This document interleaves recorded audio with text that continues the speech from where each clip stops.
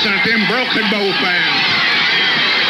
Hey, they're going crazy out here. I've never seen anything like it.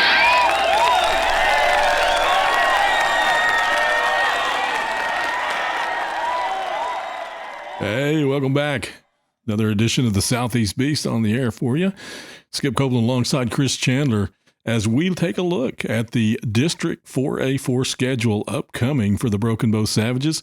Chris, we've got some newcomers in the district, and we've got some old regulars in there as well. A couple of great rivals in this district this year. Should be a fun season as we approach this 4A4 schedule. And the timing is perfect for the Savages, Skip, as they took a break when they most needed one. I mean, a brutal non-district schedule going against the top-rated McAllister, then big 5A Durant, both on the road, and then the classic game against the Idabel Warriors at home, arch rival. And so the Savages are rested up and ready to start district play, and it all starts Friday at Memorial Stadium after a 2-week break, and it is homecoming against the Madill Wildcats. Yeah, both teams coming in with 2-1 records. And, you know, I mean, it's if you take a look at the two preseasons between the two, the Savages playing up a class, you know, in the case of the Durant and McAllister, and then down with Idabel, but that's a traditional rival, so that's a little bit different. If you take a look at Madill, they played down a class mainly in all three games, and they came away 2-1, but it's a little bit hard to tell how talented they are.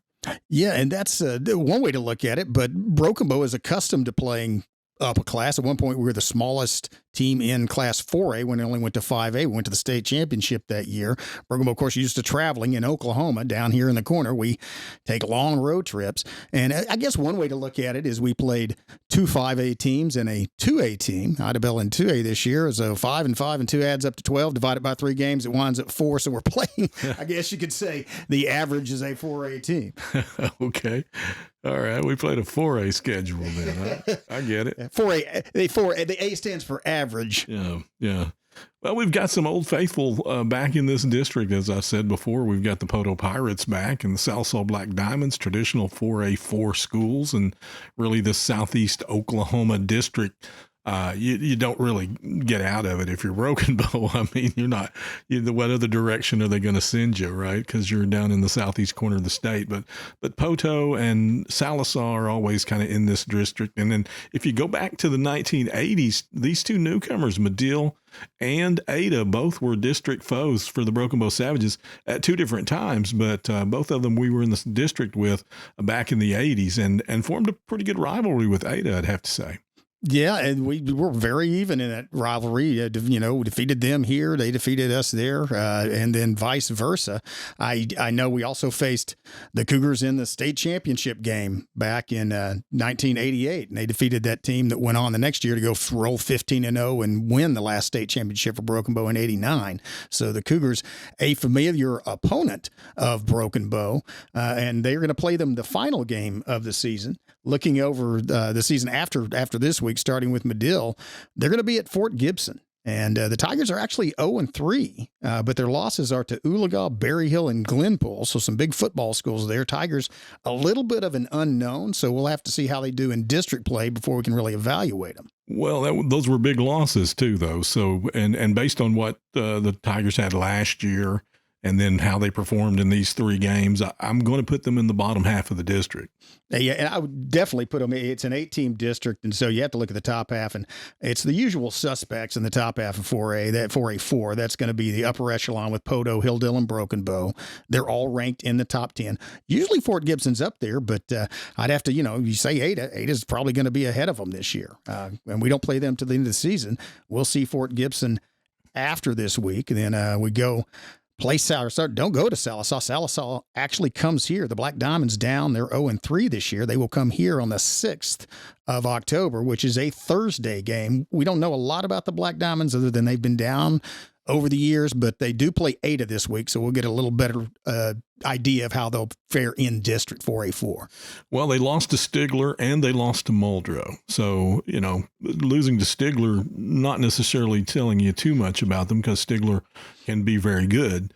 It's been a while since Muldrow has been very good, and they lost pretty handily to Muldrow, like 38-17 or something like that. Yeah, it was a pretty big loss. And as I said, Sallisaw has been down. I remember they started a sophomore quarterback and a sophomore tailback.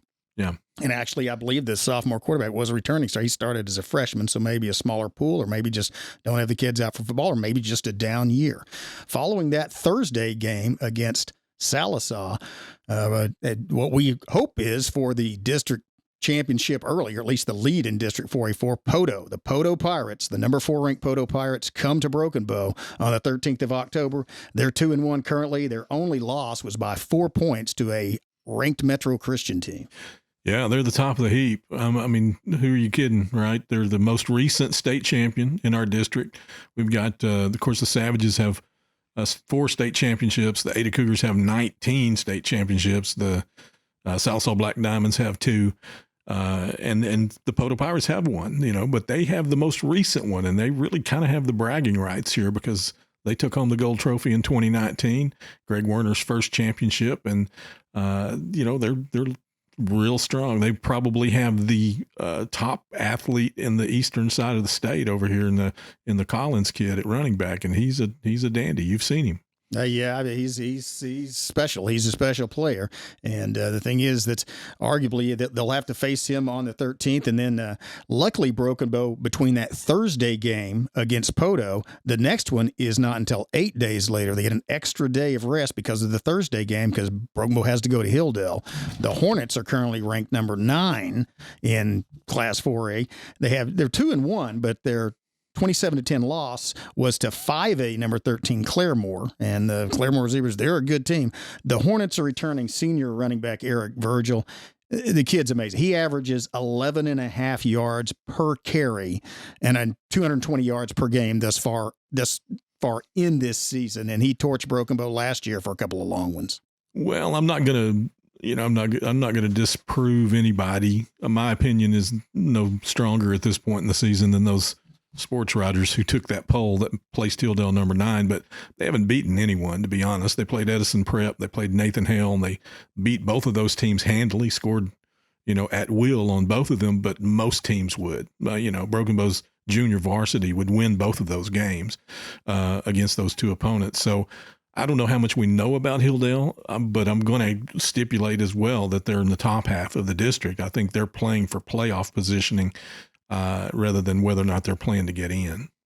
Oh, yeah, absolutely. They're certainly in the top half of the district, at least looking at what has happened so far. Yeah. And they certainly do have a proven quantity in Eric Virgil. Now, the thing is the Savages have had done a really good job of shutting down running backs. I mean, McAllister's McCarty kid really didn't do anything against Broken Bow running this year. You've got the big, powerful fullback from Durant didn't get through there, and then Idabel, you look at Ravion Larry, one of the most recruited backs in Oklahoma as a sophomore, and the Savages shut him down too. So Savages. Well, Matrell Lopez was getting his hands on the ball. It was being handed to him several times as well during that game, and he's a great running back as well. Yeah. So Idabel's got a good, strong running game, and McAllister certainly does. I think the Broken Bow Savages have done a good job against the rush. They have, and Lopez, again, hurt us with both the run and the pass, and he is an exceptional athlete. I mean, he's going to be just as heavily recruited by the time he's a senior, I think, and even more so. And kick returning.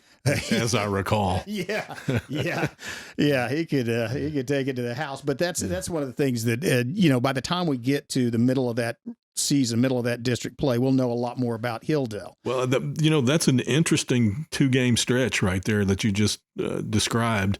You've got that Thursday night against Poto, then the following Friday night on the road to Muskogee to play Hilldale, and that should be really a deciding point in the season, Black October, so to speak, for the Savages, because if they can win those 2 games, they control their own destiny. They have Ada at the end of the schedule. I'm jumping ahead on you. I'm sorry, but they've got those 2 teams right there in the midpoint of the district schedule, and they're going to be the 2 must-win games. Yeah, if you want to get the district title and home advantage, for the playoffs. And luckily for Broken Bow, you do have to face Poto and Hilldale back-to-back, but you do have the 8 days between those. And then you play Stillwell at Stillwell. Again, it's on the road. It's a long way up there. But the Indians have been down over the last few seasons. They are 2-1 currently.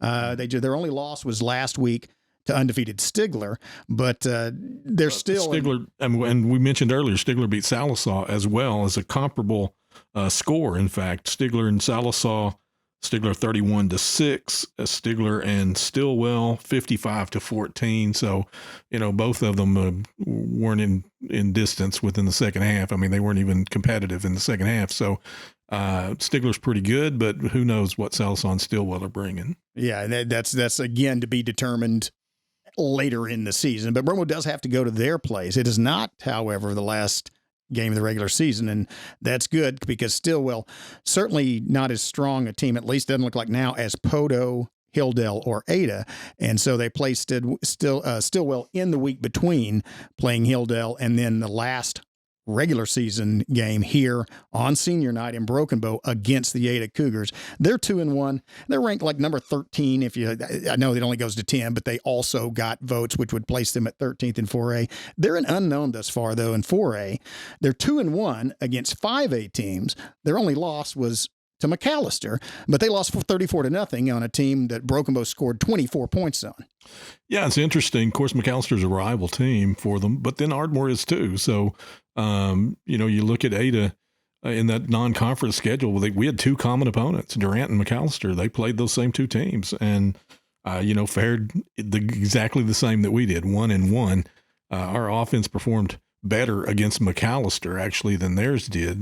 Theirs offense was unable to generate any points whatsoever. So I agree with you. They're unknown, but boy, they've got some talent. They've got a quarterback that threw for almost 2,000 yards last year, and they've got a state champion high jumper that's 6'4" out there at receiver for him. So they scare me. They're still 6 weeks away now, but I'm looking at them thinking, okay, if we can get through Podo and Hilldale, I'm going to be super confident.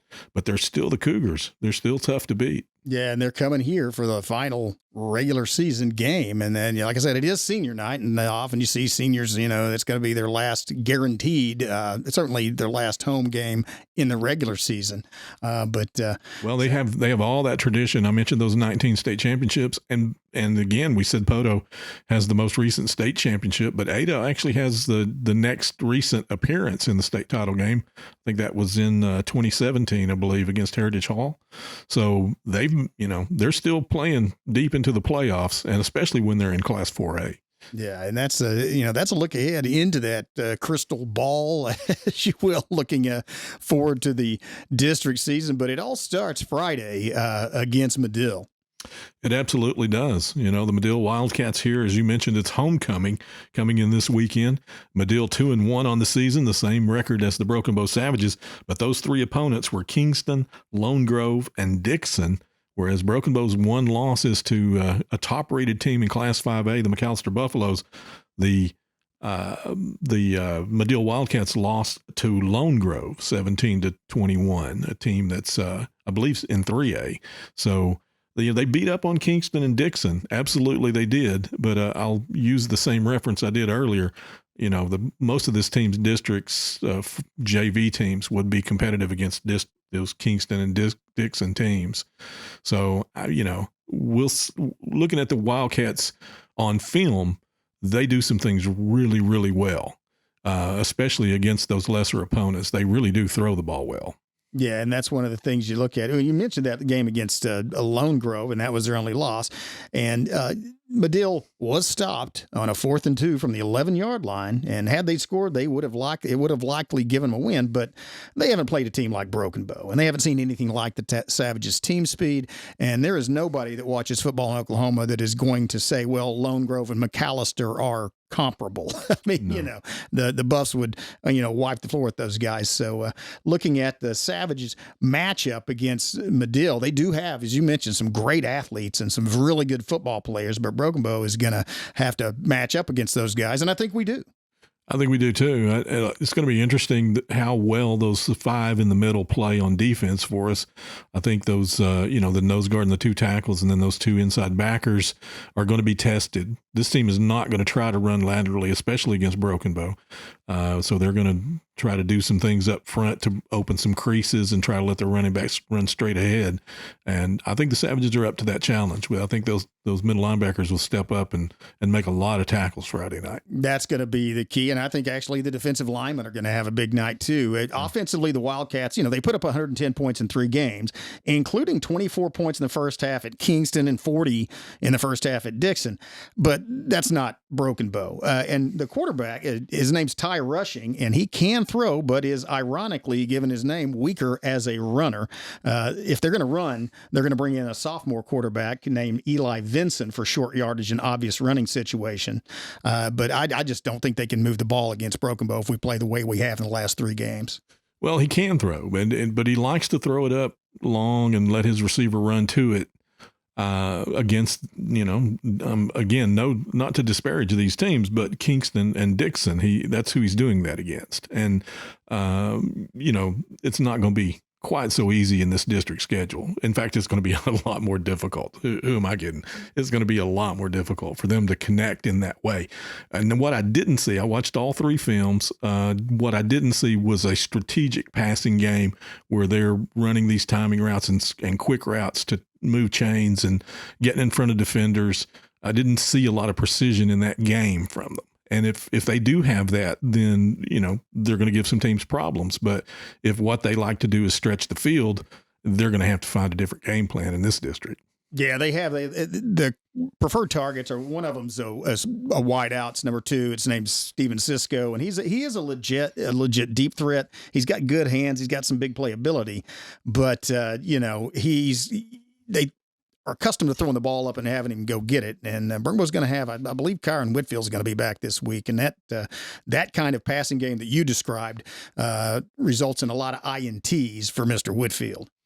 Yeah, especially if he's throwing the ball, up and saying, go get it. Well, hey, it's a live ball. Go get it, boys. Yeah. Our boys have just as much right to it as yours do. So yeah, somebody will go get it, but that person may well have a gold helmet on. There's also actually a guy named Shaw, and he is a player. It's number 88. It's River Shaw. He's 6'3", 232 pounds, and the kid's solid muscle. Yeah, I'm 88. You're doggone right. I saw him right away. Yeah, and he's at tight end. What they like to do is they'll run the primary receiver Cisco down the sideline and run off the coverage, and they'll bring Shaw. He'll block at tight end for a beat and then release and come across the middle. And he has great hands. I mean, the kid can catch the ball.